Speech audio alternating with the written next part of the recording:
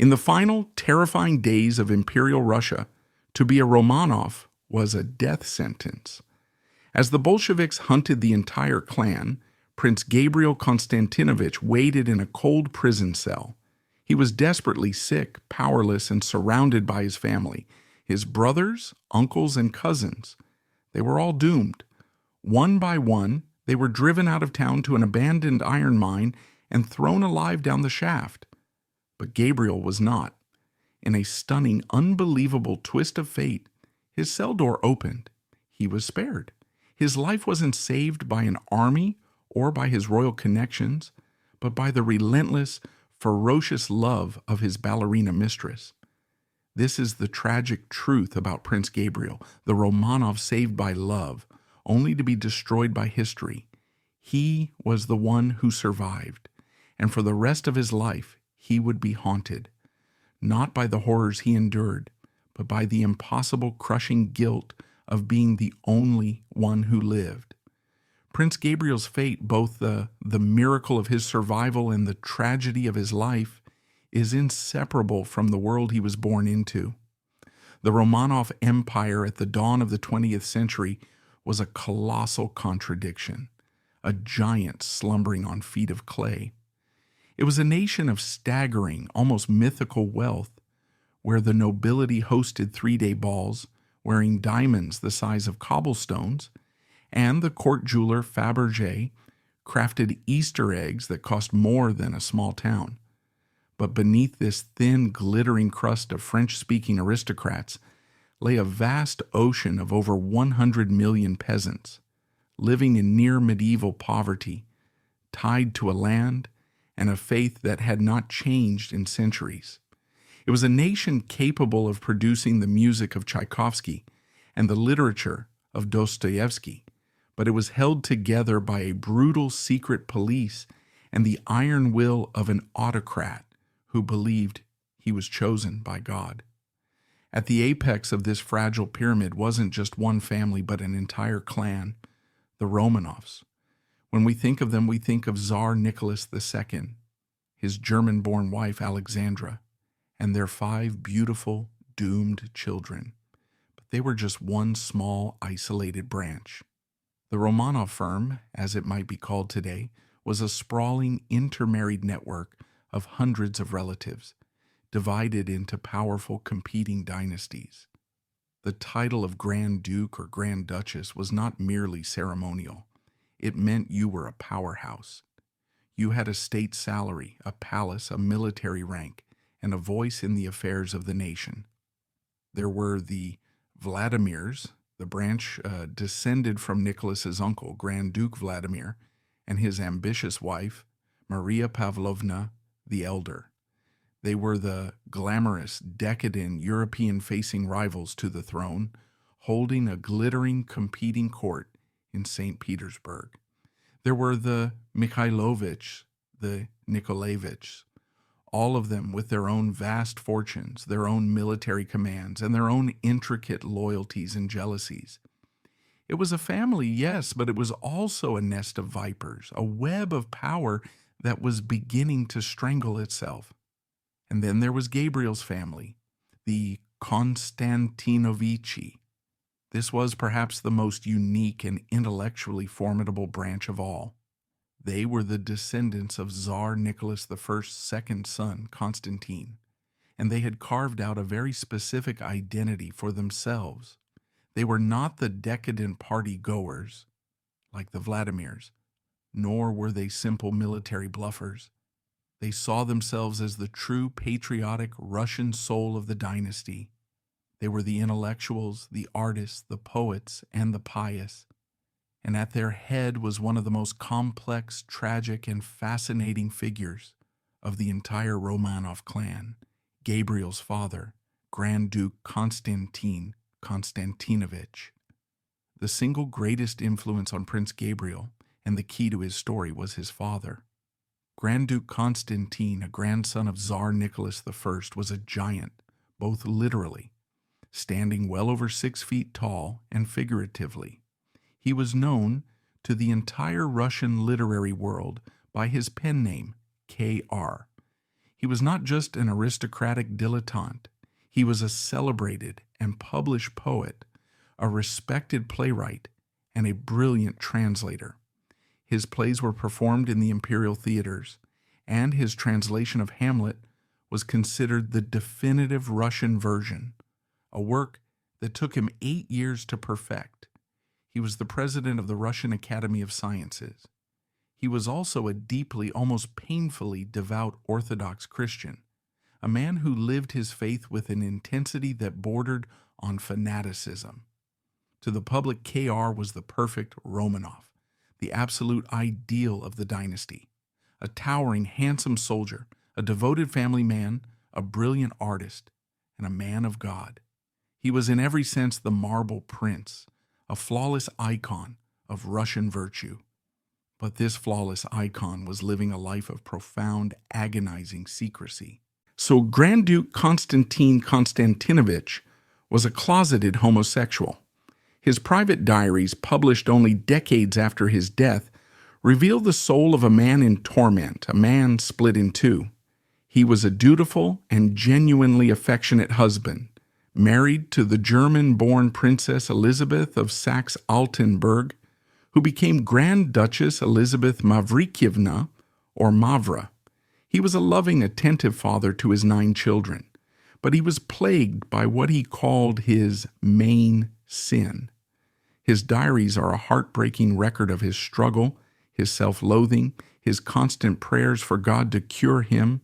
He wrestled with his desires, engaging in secret affairs with men, and then retreating into days of fasting and self-flagellation. This internal conflict, this war between his nature and his faith, was not just a private secret. It defined the entire atmosphere of his household. The piety of the Constantinovichi family was not the calm, assured faith of an old dynasty. It was a high-strung, anxious, and deeply pressurized piety, driven by a patriarch who was in a constant state of spiritual warfare with himself. This was the household Prince Gabriel was born into on July 15, 1887. His childhood was spent in the breathtaking beauty of Pavlovsk Palace, a yellow classical masterpiece outside St. Petersburg. But this was no ordinary royal home. It was not the overwhelming formal sprawl of the Winter Palace or the decadent Art Nouveau world of the Vladimirs. Pavlovsk was a temple to art, music, and literature. The atmosphere was one of high culture and even higher morals. The children, and there were many of them, were expected to be fluent in multiple languages, to play instruments, to memorize and recite poetry. Their father, K.R., directed their education, their morals, and their lives with a rigid, loving, and deeply demanding hand. He staged his plays in the Palace Theater with his children as the actors.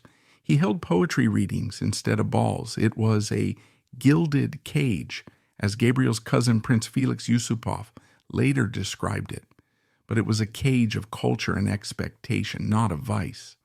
But there was another, colder reality in this idyllic home, a shadow that defined Gabriel's generation.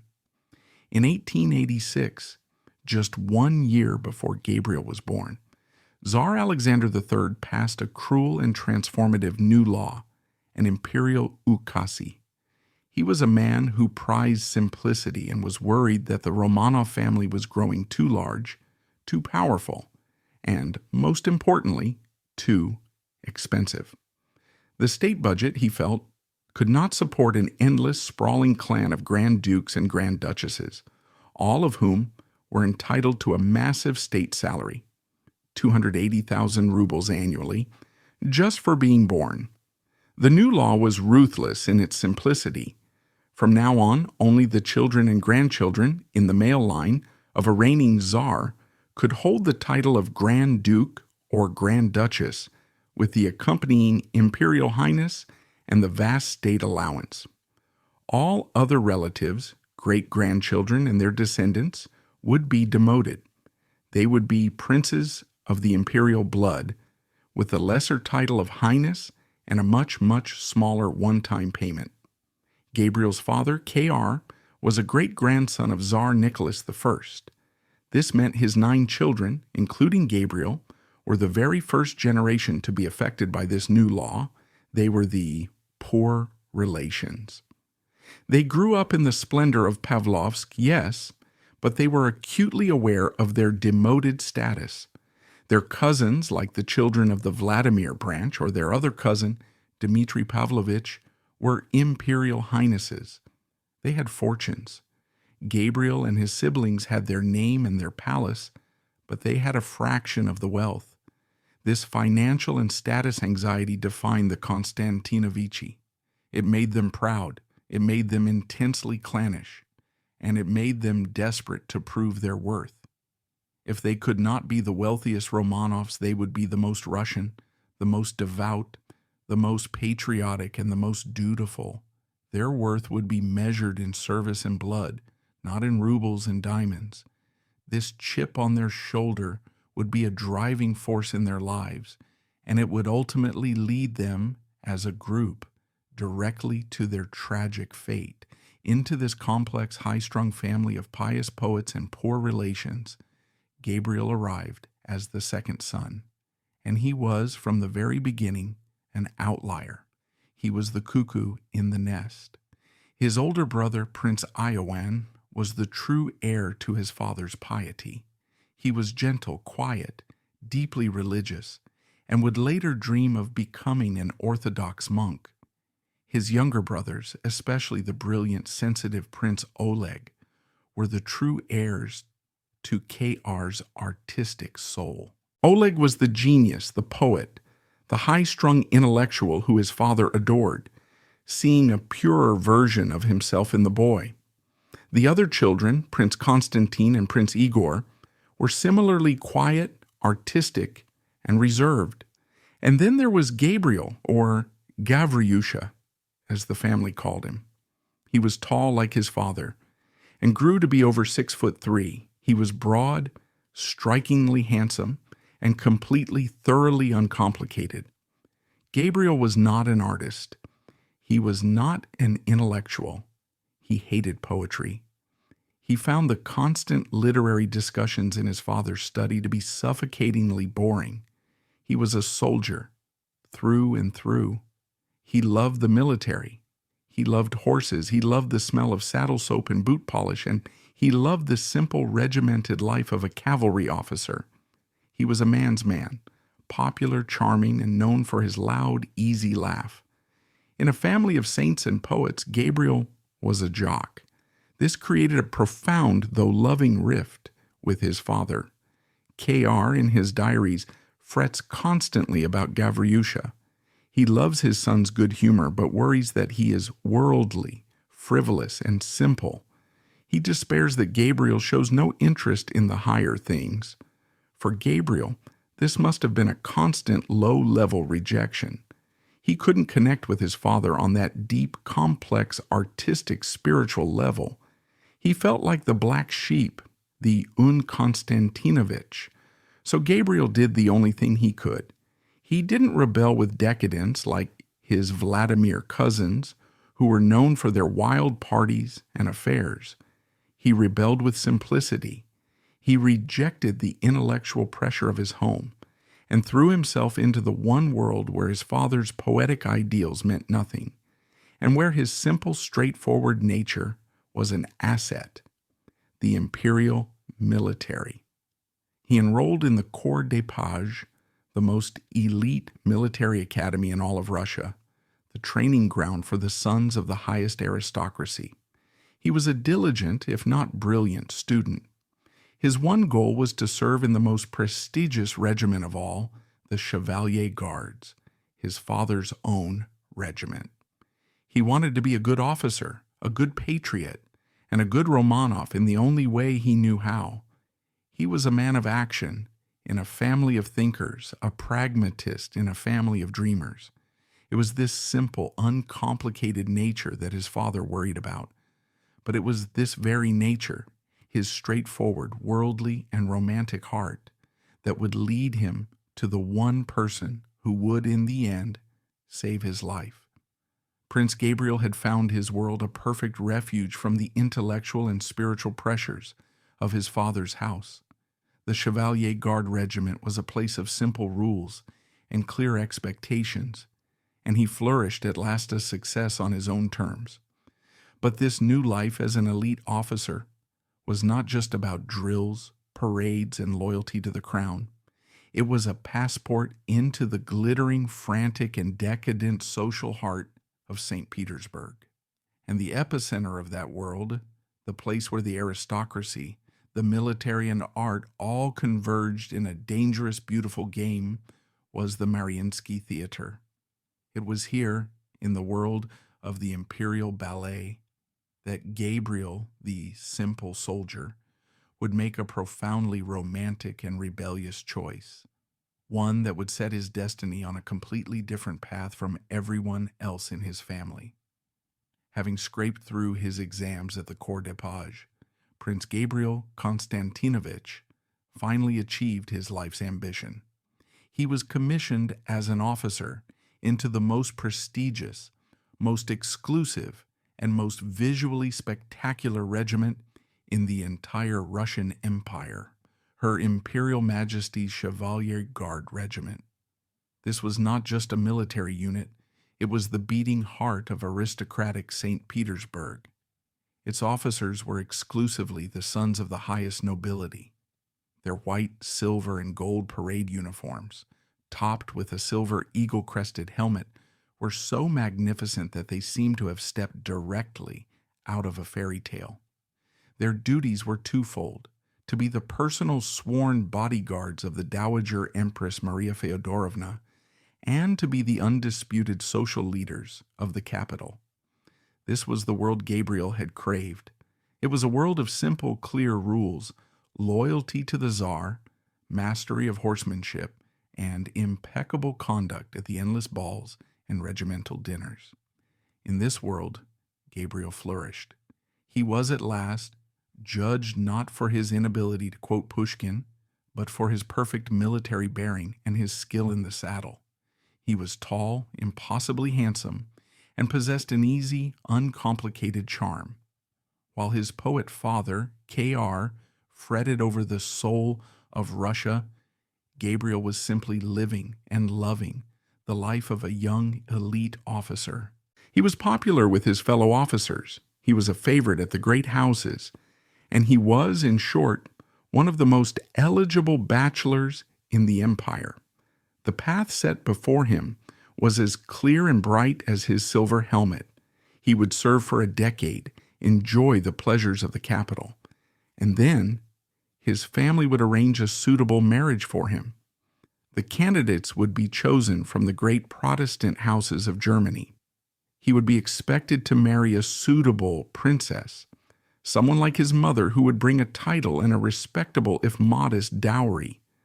This was the Constantinovichi way, duty first. But this world of regimental duty had a glamorous, unofficial annex, the Imperial Ballet.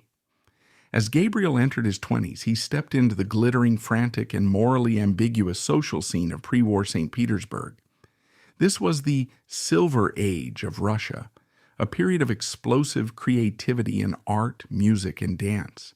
The city was a paradox, a place of ethereal beauty and profound spiritual rot. And at the center of this social world, the place where the military, the aristocracy, and the art world all converged, was the Mariinsky Theater. The Imperial Ballet was more than an art form. It was the unofficial social club of the elite. For a young Grand Duke or a wealthy officer, having a friend at the ballet was a rite of passage, an expected part of his education. The top ballerinas, the prima assolutissimas, were public figures, global superstars. The most famous of them, Matilda Kshessinska, was openly the mistress of, at various times, the future Tsar Nicholas II himself, as well as two of his Grand Duke cousins. She had been given a palace by her lovers, and her jewels were the talk of Europe. This was the system. A young nobleman proved his taste and status by protecting a dancer. In return for her company, he showered her with jewels, an apartment, and fine dinners. It was a sophisticated, accepted, and deeply cynical transaction. Gabriel, the tall, handsome cavalry officer, was expected to follow this script. He was expected to have a discreet, fashionable affair with a pretty dancer, and then, when the time came for him to marry his German princess, he would be expected to pass her on or provide her with a generous pension. It was a game, and everyone knew the rules. But Gabriel, for all his simplicity, was not his cousin's. He was his father's son in one crucial defining way. He was a romantic. His father, K.R., had spent his life torn between his secret romantic nature and his public duty. Gabriel, on the other hand, was not torn at all. He was simply, openly, a romantic. He wasn't looking for a friend. He wasn't looking for a transaction. He was looking for what his parents had, what he had read about in the novels. He did read. He was looking for love, and he was not prepared to compromise. In 1911, at a small private party, he met Antonina Nesterovskaya, and his entire world, the entire carefully planned script of his life, was torn to pieces. She was not Matilda Kshestinska. She was not Anna Pavlova. She was not a prima ballerina, not even a soloist. She was a dancer in the corps de ballet at the Mariinsky. In the rigid hierarchy of the theater, she was just one of 20 beautiful anonymous faces, a snowflake in the Nutcracker, a swan in Swan Lake.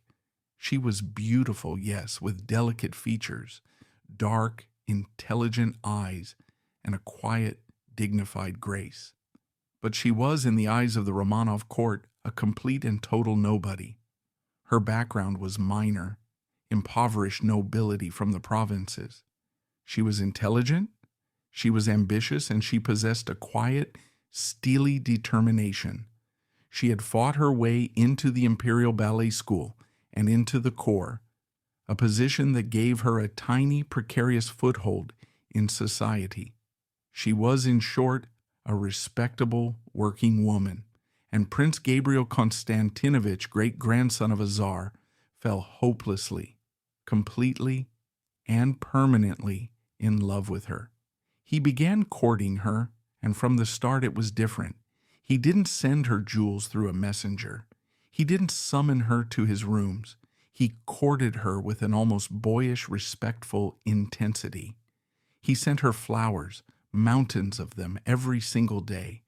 He waited for her outside the stage door. He took her to quiet, fashionable restaurants. He was, in a word, devoted. And Antonina, who was smart enough to know the game and had likely fended off countless crude propositions from other officers, saw something in this tall, gentle prince that she had never seen before: sincerity. He wasn't playing, he was genuine. He treated her not as a potential conquest, but as a lady, and she in turn fell in love with him. This was not just a dalliance. It was very quickly a scandal. A prince of the imperial blood was not just seeing a minor ballerina, he was courting her. He was living openly with her. He bought her a house, a small, charming dacha on Kameny Island, the aristocratic suburb of St. Petersburg. He filled it with flowers and art and photos of them. This was not a love nest for secret assignations. This was a home. He spent every spare moment there. He introduced her proudly to his friends and his shocked fellow officers. He was, for all intents and purposes, a married man. He was utterly blissfully happy. He called her his little angel and his beloved doll. He found in her a simple, straightforward affection that he had never received in his own high-strung, intellectual, and emotionally complex family. With Antonina, he could just be Gavrusha. He didn't have to be a poet. He didn't have to be a genius. He just had to be himself. But for his family, this was a catastrophe. His mother, the Dowager Grand Duchess Elizabeth Mavrikyevna, was horrified. She was now the formidable matriarch of the Constantinovichi, and this affair was a stain on their pious, perfect, and deeply patriotic reputation. Her other sons were dutiful. Her son, Ioan, had married a Serbian princess. Her son, Constantine, was expected to do the same. And here was Gabriel, the black sheep, the simple one, shaming them by living openly with a commoner, a dancer. She pressured him. She pleaded with him. She ordered him to end it. His father, K.R., had died in 1915, but had he been alive, he too would have been appalled. This was a dereliction of duty, a betrayal of the dynasty and the family name. Gabriel was polite, but he was stubborn. He was his father's son in that way too. He would not give her up. He had found the love of his life, and he would not let her go. The world that had allowed them this secret, happy bubble was already vanishing. In August 1914, the Great War erupted. For the Constantinovichi, this was the ultimate test of their identity. They were the patriotic Romanovs. This was their chance to prove it, to wash away the stain of their lesser status with their blood. While other members of the clan took on comfortable staff jobs or symbolic titles, the sons of K.R. went to the front. All of them. Prince Ioan, Prince Constantine, Prince Igor, the brilliant young Prince Oleg, and, of course, Prince Gabriel. They enlisted in the fighting regiments, ready to die for the Tsar and for Russia. The war brought the family its first devastating tragedy, a blow from which they would never recover. In October 1914, just months into the war, Prince Oleg was wounded in action in Lithuania.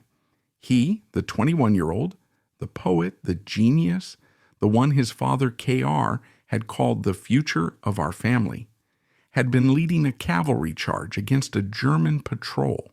He was struck down, his leg shattered. He contracted blood poisoning and died in agony. The death shattered the family.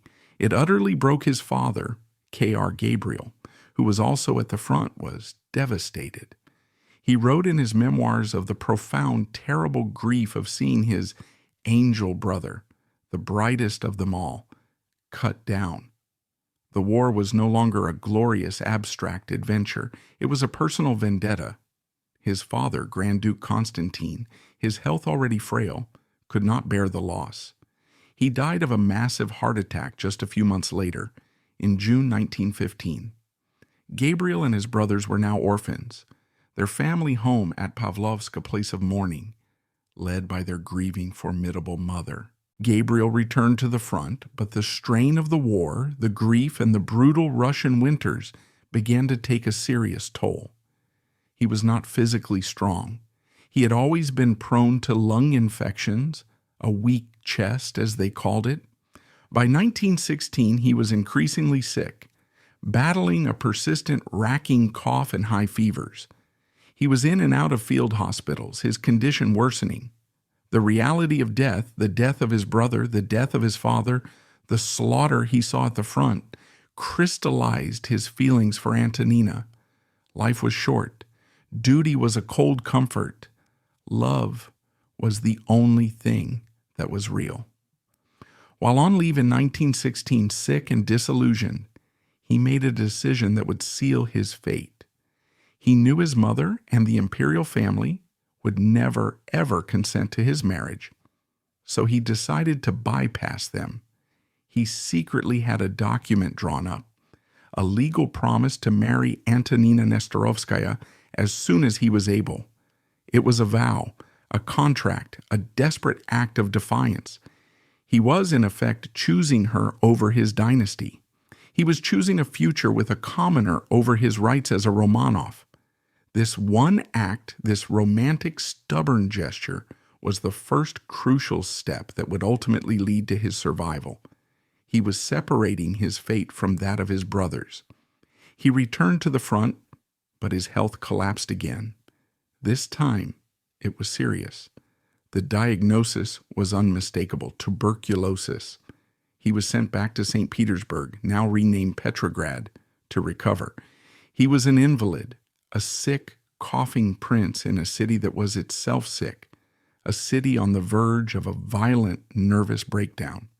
He was in Petrograd, in the house of his ballerina mistress, when, in February 1917, the entire 300-year-old world fell apart. The world was coming apart at the seams. Prince Gabriel, sick with tuberculosis, had just made the defining choice of his personal life, defiantly marrying his ballerina mistress in the face of his family's disapproval. He had chosen love, but the personal choices of a prince were about to become utterly meaningless. The rumblings of discontent on the streets of Petrograd were no longer mere whispers. They were a roar. The February Revolution was not a political debate. It was an explosion of hunger and rage. And for Gabriel, his new wife, his brothers, and the entire 300-year-old Romanov dynasty, the ground was opening up beneath their feet. The gilded cage was about to be burned to the ground. The February Revolution in Petrograd was not a planned surgical coup. It was a leaderless, elemental explosion of pure, unadulterated rage. It began with women, textile workers, flooding the streets, demanding bread in the middle of a brutal, freezing winter. But within days, it transformed.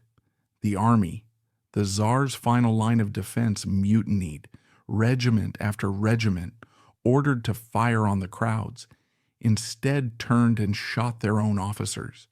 They poured out of their barracks, their red banners mixing with the red blood in the snow. The 300-year-old Romanov dynasty, which had survived countless wars and uprisings, evaporated in less than a week. Tsar Nicholas II, stranded on his imperial train, was forced to sign a piece of paper in his carriage. He abdicated. The autocracy was over. For Prince Gabriel, this was a moment of profound, terrifying dislocation. He was in Petrograd when it happened, an invalid, recovering from his tuberculosis at Antonina's small house. He was a prince of the imperial blood. He had sworn a personal sacred oath of allegiance to the Tsar. And now, in the blink of an eye, there was no Tsar. A liberal Western-style provisional government, led by princes and politicians, took power, promising democracy and fatally promising to continue the war with Germany. Gabriel, like most of the aristocracy, was in a state of shock. He was, for the first time in his life, a man without a master, a soldier without a commander. He was placed under a loose house arrest, a former person in his own city. The world had turned upside down. In this chaos, this strange, terrifying limbo between the old world and whatever was coming next, Gabriel did the most defiant and romantic act of his life. He knew that the rules were broken. The dynasty was gone. His mother, the formidable Grand Duchess Elizabeth, no longer had any power over him. The laws of the imperial family were now meaningless scraps of paper. He was, he realized, finally free to do the one thing he had always wanted to do. On April 9th, 1917, in a small secret Orthodox ceremony, Prince Gabriel Constantinovich of Russia married his beloved doll, Antonina Nesterovskaya. It was a revolutionary act. He was the first Romanov to defy the imperial laws and marry his mistress. He was at last her husband. For a brief, flickering moment in the middle of the apocalypse, he was perfectly, completely happy. He was a married man, recovering his health, living quietly with the woman he loved. But this fragile peace was just an illusion. The provisional government was weak. The war was still raging, bleeding the country dry. And into this power vacuum stepped Vladimir Lenin and the Bolsheviks with their ruthless, simple slogans: peace, land, and bread, and all power to the Soviets. In October 1917, they launched their coup. This was not a chaotic popular uprising like in February. This was a brutal, clinical, and disciplined seizure of power. The Bolsheviks stormed the Winter Palace, arrested the government, and declared a new world, a dictatorship of the proletariat. The confusing part was over. The nightmare had begun. The Bolsheviks were not interested in constitutional monarchies or liberal democracy. They were interested in one thing: the total, complete, and violent eradication of the former people. Class war was declared. The Cheka, the new secret police, was unleashed, and the Red Terror began. For Gabriel and Antonina, life became a living hell. Their home was requisitioned. Their possessions were stolen. They were now enemies of the people, living on borrowed time, selling Antonina's few remaining trinkets on the black market just to buy a loaf of bread. Gabriel was arrested, then released, then arrested again. The new regime was capricious, its violence random and terrifying. And then, in March 1918, the order came. The Bolsheviks, now consolidating their power and terrified of a royalist counter-revolution, ordered all members of the Romanov family in Petrograd to register with the local Cheka. It was, of course, a trap.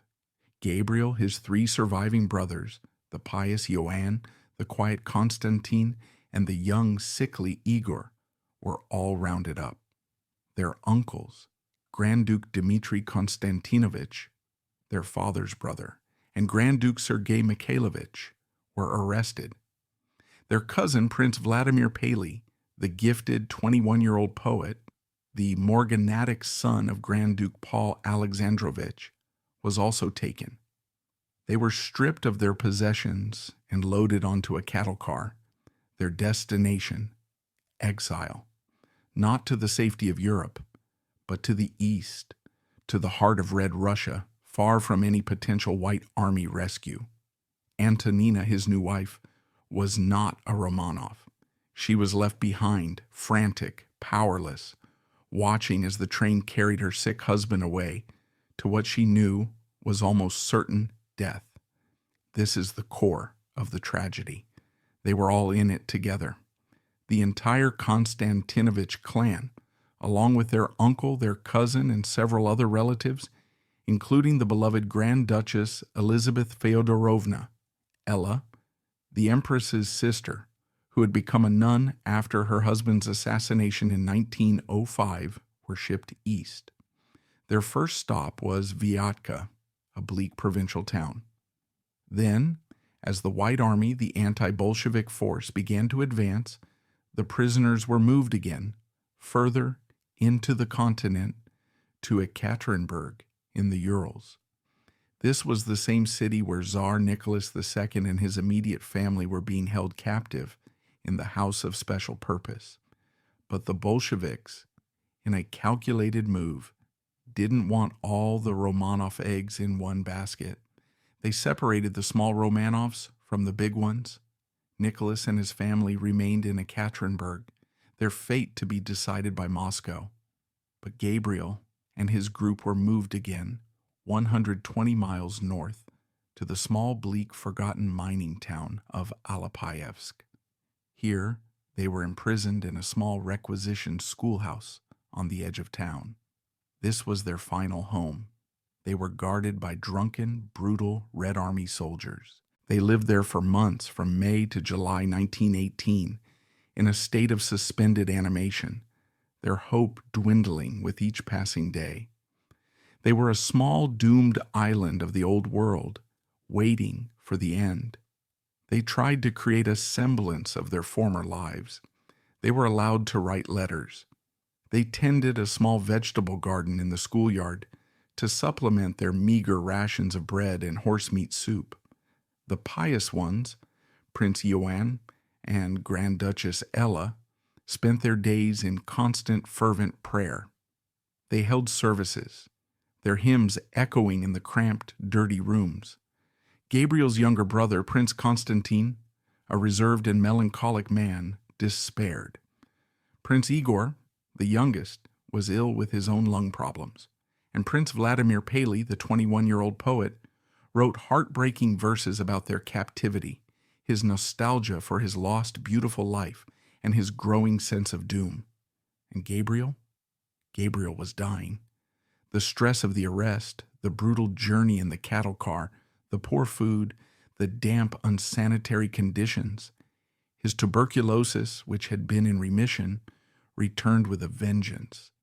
He became desperately, visibly ill. He was coughing up blood. He was racked with fevers. He became emaciated, a skeletal figure lying on a cot, too weak to even walk to the garden. He was very clearly a dying man. His brother Igor was also desperately ill with his own lung condition, but Gabriel was by far the worst. Unlike his brothers, who were sent east and ended up in the Alapayevsk group, Gabriel was held in Petrograd in very poor health. That was exactly what made it possible for his wife to appeal to Maxim Gorky, and through him, to Lenin. This was the moment. This was the crucial, tiny, seemingly insignificant twist of fate. It was an administrative decision made by a local Bolshevik commander, probably just to get a dying, contagious man out of the school. But in that moment, Gabriel's fate was separated from that of his brothers. He was no longer part of the group. He was now a separate problem, a medical case.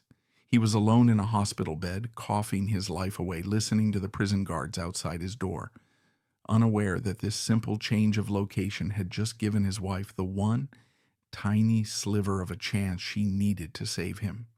This was the moment, a tiny administrative decision that, without anyone realizing it, separated his fate from the rest. Gabriel was separated from his brothers, a single sick man in a hospital ward, no longer just one part of a condemned group. He was alone, coughing his life away, unaware that this small act of bureaucratic housekeeping had just done the impossible. It had created a crack in the system. And in Petrograd, the one person who could see that crack, the one person with the ferocious will to tear it open, was about to begin her desperate fight. His fate was no longer in his hands. It was in the hands of his ballerina wife, who would now have to navigate the highest, most dangerous levels of the Red Terror. While Prince Gabriel was wasting away in a prison ward in Alapayevsk, his fate seemingly sealed with that of his brothers. His wife, Antonina, was a woman possessed. She was alone in Petrograd, a city that had descended into a nightmare. The Red Terror was at its height. It was a time of summary executions, of neighbors informing on neighbors, of Cheka agents kicking down doors in the middle of the night. And Antonina was the most vulnerable person imaginable. She was a nobody, a ballerina with no family connections, but she was also, by her recent marriage, the wife of a Romanov. She was a class enemy, a former person by association, a target. She could have fled.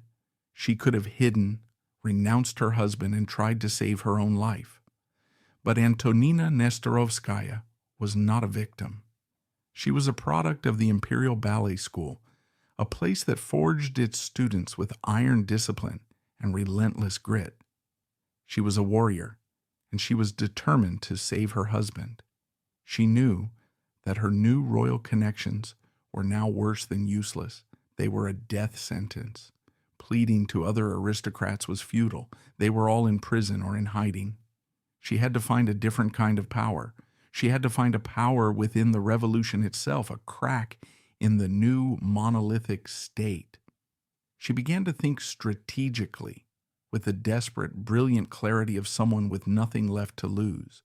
Who, in this new, brutal world of Bolshevik Russia, had the ear of the men in charge? Who had the moral authority to challenge the Cheka and live? The answer was not a politician or a general. It was a writer. She set her sights on one man, Maxim Gorky. Maxim Gorky was, at that moment, perhaps the most famous and respected Russian alive, second only to Lenin himself. He was the literary giant of the proletariat, the stormy petrel of the revolution. Born into bitter poverty, He had risen to become the voice of the common man, a personal friend of Lenin, and a global icon of revolutionary thought.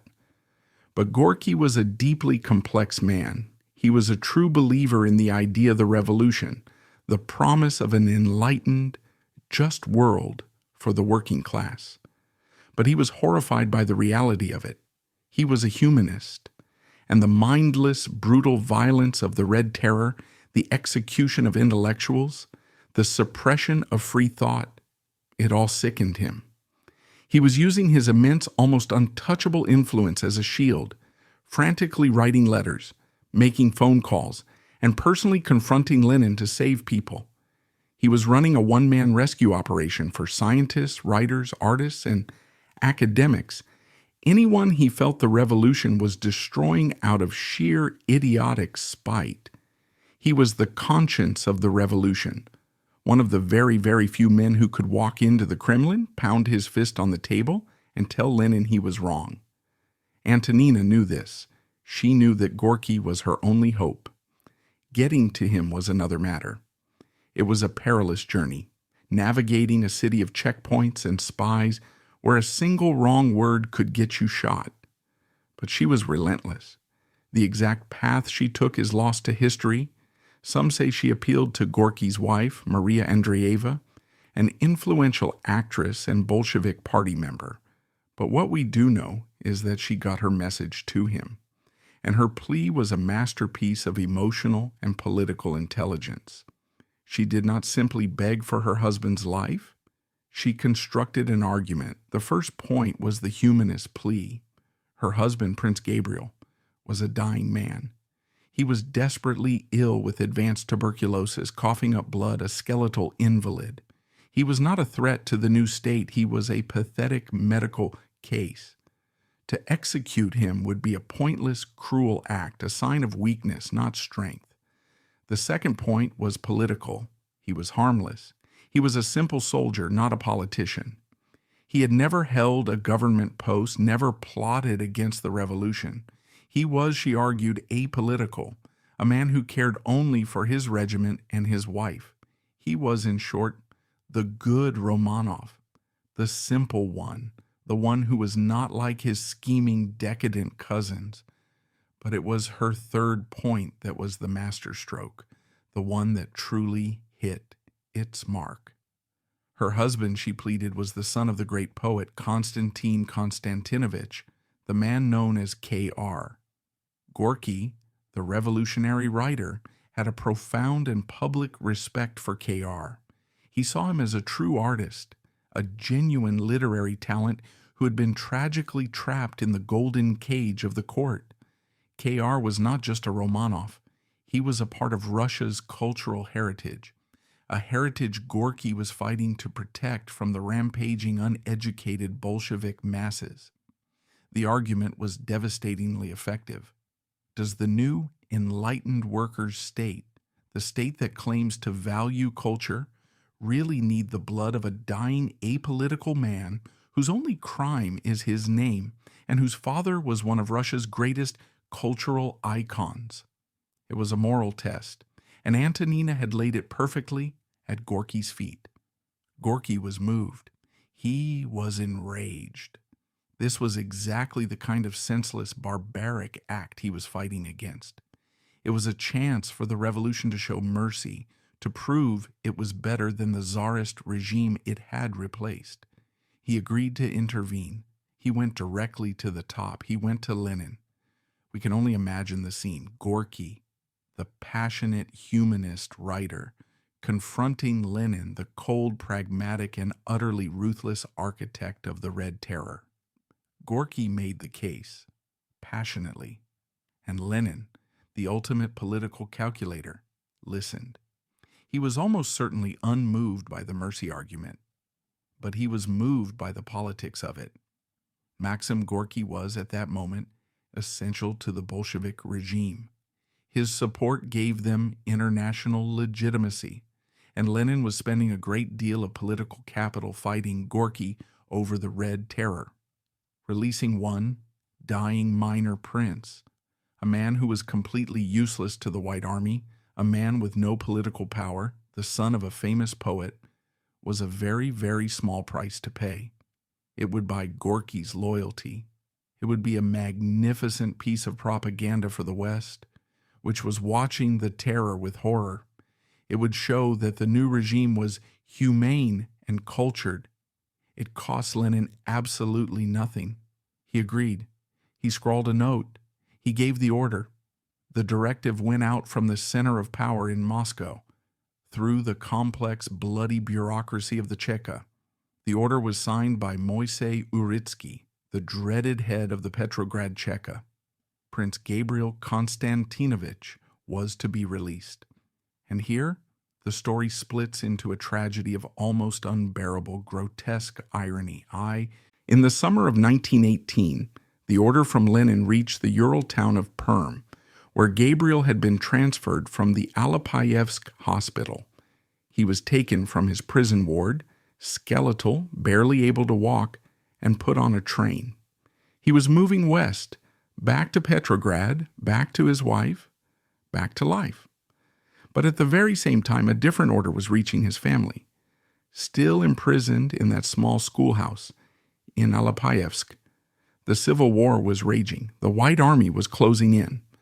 The local Bolsheviks could not risk the Romanov prisoners being rescued. They would become living symbols for the counter-revolution. The order came down from the Ural Soviet. The Alapayevsk prisoners were to be liquidated.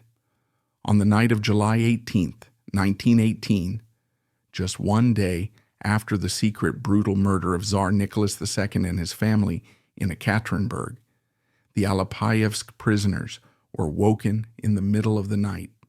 Their guards, led by a local Cheka commissar, told them they were being moved to a safer location due to the advancing White Army.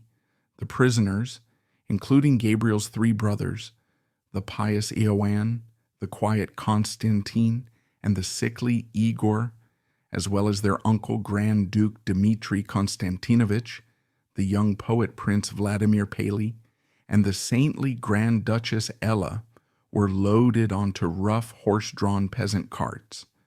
They were driven out of the town into the dark, silent forest.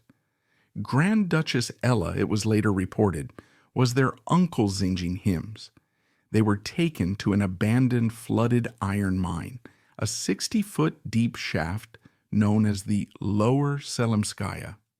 There, at the edge of the black gaping hole, the atrocity began. The guards were drunk, their actions clumsy and sadistic. The prisoners were ordered out of the carts. They were beaten with rifle butts, stabbed and bludgeoned. Prince Vladimir Paley was reportedly the first to be killed, but most were not. They were simply pushed one by one and thrown, still alive, down into the blackness. The pious Ioan, the quiet Konstantin, the sickly Igor. All of them, Gabriel's brothers, were thrown down the shaft. Grand Duchess Ella was thrown in. According to one of the guards, as she fell, she prayed, "Father, forgive them, for they know not what they do." But the horror was not over. The Bolsheviks, hearing moans, prayers, and hymns from the bottom of the dark, wet mine, tossed hand grenades down after them. The grenades exploded, but still the sounds continued. The subsequent White Army investigation, which recovered the bodies months later, found a scene of almost unimaginable pathos. Many had survived the fall and the grenades, only to die slowly of their wounds, starvation, and drowning in the water at the bottom. Grand Duchess Ella, a trained nurse, had even torn a piece of her nun's habit to bandage the head of Prince Ioan in the pitch blackness before she herself died. Finally, the drunken guards, unable to silence the hymns, filled the mouth of the mine with dry brushwood, set it on fire, and sealed the entrance. And while his brothers were suffocating in the dark, Prince Gabriel, skeletal, coughing but breathing, arrived in Petrograd. He was released into the custody of his wife Antonina. He was free, he was alive. They hid in a small apartment, two ghosts in a city of terror. And then the rumors began to filter back, rumors of the Tsar's execution. And then as the White Army retook Alapayevsk and discovered the mine, the full, sickening, specific truth of what had happened to his brothers, his uncle, his aunt, and his cousin, reached him. He was the only one. His sickness had saved him. His wife's love had saved him. His father's poetry had saved him.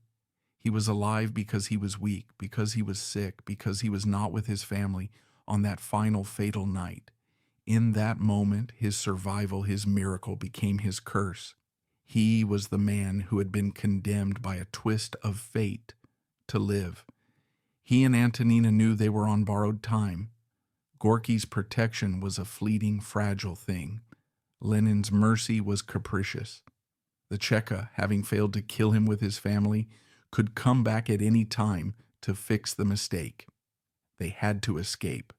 They lived in hiding, selling the last of Antonina's hidden jewels for scraps of food and fuel, working the complex, corrupt system to get the one piece of paper they needed, an exit visa. Finally, in late 1918, after months of terror, they got the papers. They made their way to the port through the checkpoints, their hearts pounding. They boarded a boat bound for Finland. As the ship pulled away from the frozen harbor of Petrograd, they looked back at the city, the country that had been their entire world. They were survivors, but the world they had survived for was gone. They had only each other and a lifetime of ghosts. They had escaped. Against all odds, Antonina's love and Gorky's conscience had triumphed over the Cheka's bullets. But this was no victory. As the boat pulled away from Russia, Gabriel was not a triumphant survivor. He was a haunted man, the sole witness to his family's massacre. The high-stakes drama of revolution and escape was over. Now, something far more difficult began the rest of his life. He and Antonina were penniless, stateless, and broken, heading for Paris, the great glittering graveyard of their lost world. Here, in exile, Prince Gabriel would face the long, slow, quiet, and agonizing tragedy of the man who was condemned to live. Prince Gabriel and Antonina arrived in Finland, then made their way to Sweden, and finally, inevitably, to Paris. In the 1920s, Paris was the capital of the Russes Blancs, the White Russian émigrés. It was a city of ghosts, a vast, melancholic colony of a lost empire. Tens of thousands of Russians poured into the city, creating a Russia in exile. They clustered in neighborhoods like Montparnasse and the 16th arrondissement. They opened Russian restaurants, cabarets, and Orthodox churches. They published Russian-language newspapers, filled with furious political arguments about who had lost their homeland, and desperate, heartbreaking advertisements seeking news of lost relatives. It was a society fueled by nostalgia, by a fierce, impotent anti-Bolshevik rage, and by a constant, gnawing, humiliating anxiety about money. This was the world Gabriel and Antonina entered, not as a prince and his wife, but as two more penniless, traumatized refugees. Their life in exile was the complete antithesis of the one they had known. Unlike some of his other Romanov relatives, Gabriel was not a glamorous, sought-after figure. Unlike Gabriel, his cousin Grand Duke Dmitry Pavlovich managed to rebuild a glamorous life in exile, helped by powerful friends and a well-connected marriage. Dmitry was a star in the 1920s, Paris, a fixture of the smart set, the lover of Coco Chanel, a man who defined the decadent, reckless spirit of the age. Gabriel, by contrast, was a shadow.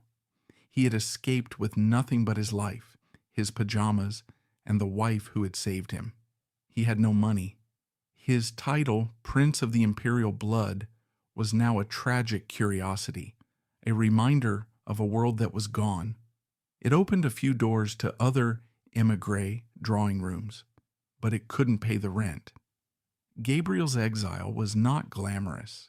It was quiet, it was poor, and it was, above all, sick. The tuberculosis that had miraculously saved his life now returned to claim it. The disease, which had been exacerbated by his imprisonment, was now advanced. He was a chronic invalid. He spent years in and out of sanatoriums, seeking cures in the clean air of Switzerland, much like his cousin Dmitri would later do. His life was not one of parties and racetracks. It was one of sick beds, fevers, and coughing fits. He and Antonina lived in a series of small, modest rented apartments in Paris. They were entirely dependent on the charity of others. Their other Romanov cousins, themselves scattered and struggling, provided what they could. He is said to have received a modest allowance from Danish relatives. But it was never enough. They lived a life of genteel, grinding poverty. In this new, diminished world, their relationship was the only thing that mattered.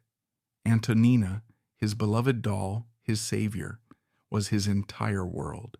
She, who had been a ballerina in the corps de ballet, now became his nurse, his companion, his protector, and his sole link to life.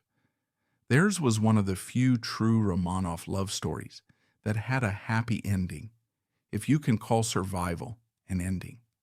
They were childless, their small, quiet world defined by their shared past and their precarious present. Antonina, having played her one great heroic role, now settled into a life of quiet, unending devotion. She was, in the émigré community, finally given her due.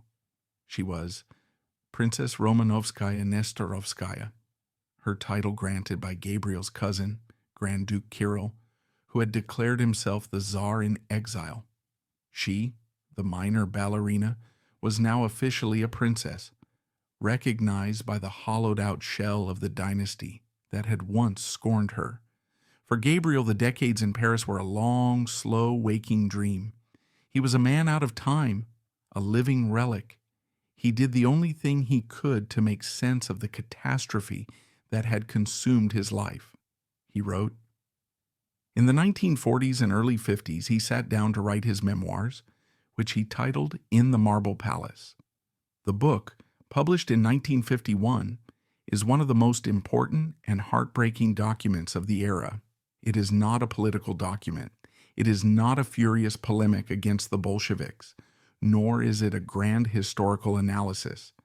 It is a work of profound, almost unbearably painful nostalgia. It is, at its heart, a son's loving, idealized tribute to his lost father, the poet K.R., and a brother's memorial to his murdered siblings. He writes with a child's longing about his idyllic upbringing at Pavlovsk, about the plays his father staged, about the scent of the linden trees, about the quiet, cultured, pious world that had been his universe. He writes about his angel brother Oleg, the poet, whose death in the war was the first crack in their perfect world. He writes about his simple, happy life as a soldier in the Chevalier Guards, a time he remembered as perfect in its simplicity. And then, in the final chapters, he writes about the revolution. His tone is almost clinical, detached. He recounts his arrest, his imprisonment, his illness, with a strange lack of emotion. He describes being in the hospital, too sick to move, and hearing that his brothers had been taken away by the Bolsheviks. He describes his release, his reunion with Antonina, and his escape. But you can feel the survivor's guilt bleeding through the white spaces between the words. He offers no analysis. He offers no rage. He simply presents the facts as if he himself cannot quite comprehend them. He cannot grapple with the why. Why him? Why was he the simple one, the unpoetic one, the one his father worried was frivolous, the one who had defied his family to marry a commoner? Why was he the one who was allowed to live while his pious, dutiful, brilliant brothers were all slaughtered? The memoir is his attempt to put the ghosts to rest, to justify his own existence by preserving the memory of theirs. But it was a burden he could never set down. He never fully recovered, physically or emotionally. He remained a frail, sickly man, haunted by what he had seen and what he had been spared. His cousin, Grand Duke Dmitri, the other great Romanov survivor, was also in exile, but his survival was different.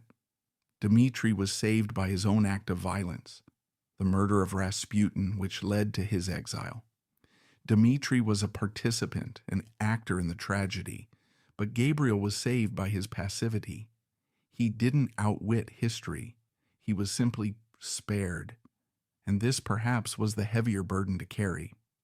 Dmitri could justify his survival as the consequence of a, however misguided, patriotic act. Gabriel had no such justification. His survival was a random, arbitrary miracle.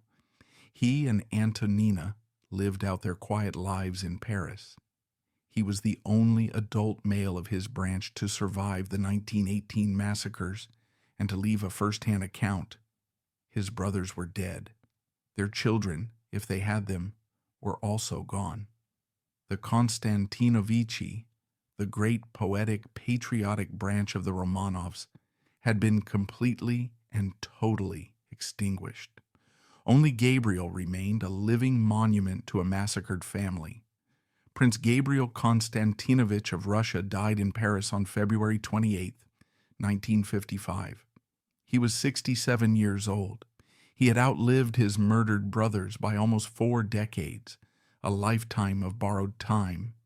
Antonina, his savior, his wife, his entire world lived on, the keeper of his memory, until her own death in 1971. They were buried together in the Russian cemetery in Saint-Geneviève-des-Bois, the final resting place of so many of Russia's exiled ghosts. His death was the quiet, final closing of a chapter, the end of a story of almost unbearable tragedy and inexplicable, arbitrary grace. So, what is the legacy of Prince Gabriel? His life is not one of great deeds, battles, or political achievements. His fame comes not from what he did, but from what was done to his family, and what, by a sheer miracle, was not done to him. His life raises a set of profoundly uncomfortable questions, not just about history, but about ourselves. Why him? Was he really saved just because his father was a poet?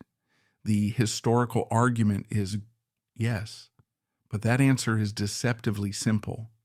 Lenin and the Bolsheviks were not sentimentalists. They were pragmatic, ruthless political operators. By the summer of 1918, they had already sanctioned the murder of the Tsar and his entire family, a secret, brutal act.